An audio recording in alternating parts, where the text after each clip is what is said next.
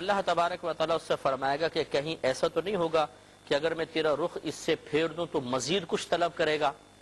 تو وہ کہے گا کہ نہیں، تیری عزت کی قسم ہے اللہ تعالیٰ میں ایسا نہیں کروں گا۔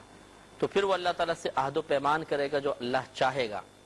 اللہ تبارک و تعالیٰ اس کی اس درخواست کو قبول فرماتے ہوئے اس کا منہ آگ سے پھیر دے گا۔ جب آگ سے پھرے گا تو وہ اپنے آپ کو جنت کے سامنے دیکھے گا، یعنی اس کا رخ جنت کی طرف ہو جائے گا اور وہاں سے وہ اس کی تر و تازگی کو دیکھے گا۔ تو جب تک اللہ تعالیٰ چاہے گا وہ صبر کرے گا، پھر وہ کہے گا یا رب مجھے جنت کے دروازے کے پاس پہنچا دے، کیونکہ اس کو اپنا وعدہ یاد آئے گا، میں تو اللہ سے وعدہ کر چکا ہوں کہ جہنم سے بس میرا رخ پھیر دے۔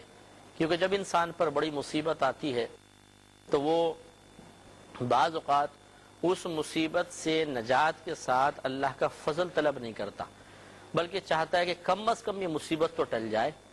مثال کے طور پہ کسی پہ بہت سارے قرضے ہیں، قرض مانگنے والے دروازے کے باہر آ کے کھڑا ہو گیا، تو عموماً یہی دیکھا گیا ہے کہ آدمی کہے گا اللہ تعالیٰ آج اس کو ٹال دے، بس کسی بھی طریقے سے۔ وہ یہ نہیں کہے گا، بہت ہی کم ایسا ہوتا ہے کہ اللہ تعالیٰ اس کو ٹال بھی دے، اس کو مجھ سے راضی بھی کر دے، مجھے اتنے پیسے عطا فرما کہ میں اس سمے تمام کے قرضے اتار دوں۔ یہ نہیں، بلکہ ہمارے قلب میں ایک حقیقتاً بخل موجود ہوتا ہے۔ ہم دعا مانگنے میں بخل کرتے ہیں، اللہ تعالیٰ سے اس کے فضل و کرم کے طلب میں بخل سے کام لیتے ہیں، کنجوسی سے کام لیتے ہیں، بہت سے نقصانات کا شکار ہو جاتے ہیں۔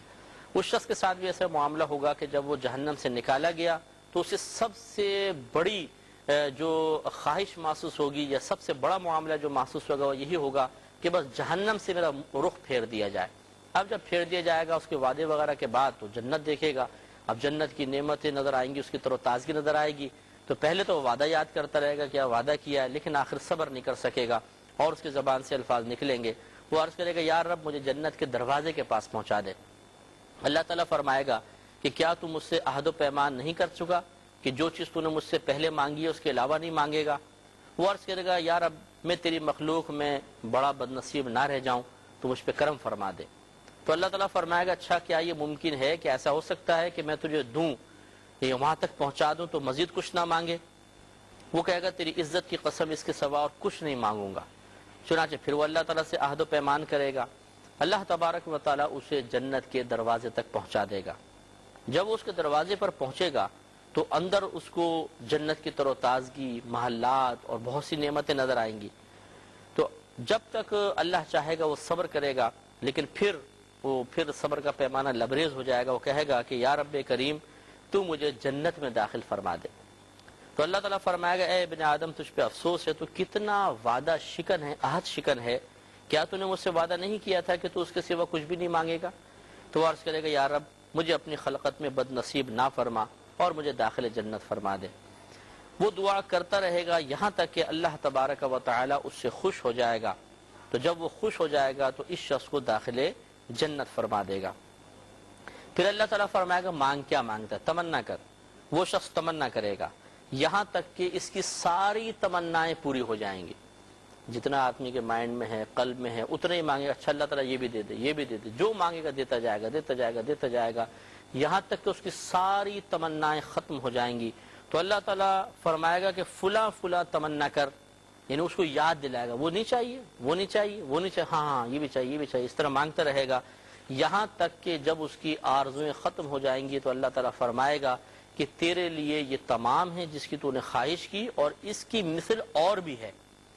اور حضرت ابو سعید خدری رضی اللہ تعالیٰ عنہ کی اسی طرح کی ایک روایت میں ہے کہ اللہ تعالیٰ فرمائے گا کہ تیرے لیے یہ بھی ہے جو تو نے مانگ لیا، اور اس کے علاوہ 10 گنا مزید ہے۔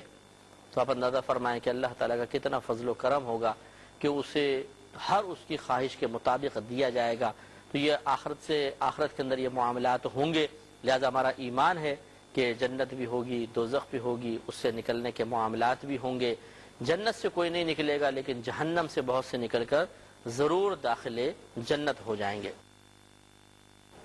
اسی طرح سے ایک مزید روایت ہے، نبی کریم صلی اللہ علیہ وسلم، حضرت عبداللہ بن مسعود رضی اللہ تعالیٰ عنہ اس کے راوی ہیں، نبی کریم صلی اللہ علیہ وسلم نے ارشاد فرمایا کہ میں جانتا ہوں دوزخ میں سے آخری نکلنے والے کو اور اس شخص کو جو جنت میں سب سے آخر میں داخل ہوگا۔ فرمایا ایک شخص آگ سے گھسٹتا ہوا باہر نکلے گا تو اللہ تعالیٰ فرمائے گا جا تو جنت میں داخل ہو جا.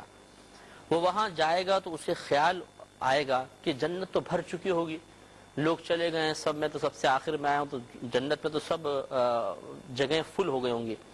تو وہ کہے گا یا رب میں نے جنت بھری ہوئی پائی, انہیں جا کر دیکھے گا درجات سب کے ہوں گے. تو اللہ تعالیٰ فرمائے گا جا جنت میں داخل ہو جا, کیونکہ تیری ملکیت میں دنیا کے برابر اور اس سے بھی 10 گنا زیادہ ہے. تو وہ کہے گا کہ اے اللہ تعالیٰ تو مجھ سے مذاق فرماتا ہے, یعنی حیران ہو جائے گا, اس کی زبان سے بے اختیار جملہ نکلے گا. تو کہے گا کہ اللہ تعالیٰ حالانکہ تو بادشاہ ہے, تو بادشاہ ہو کے مجھ سے مذاق کرتا ہے. میں بہک سکوں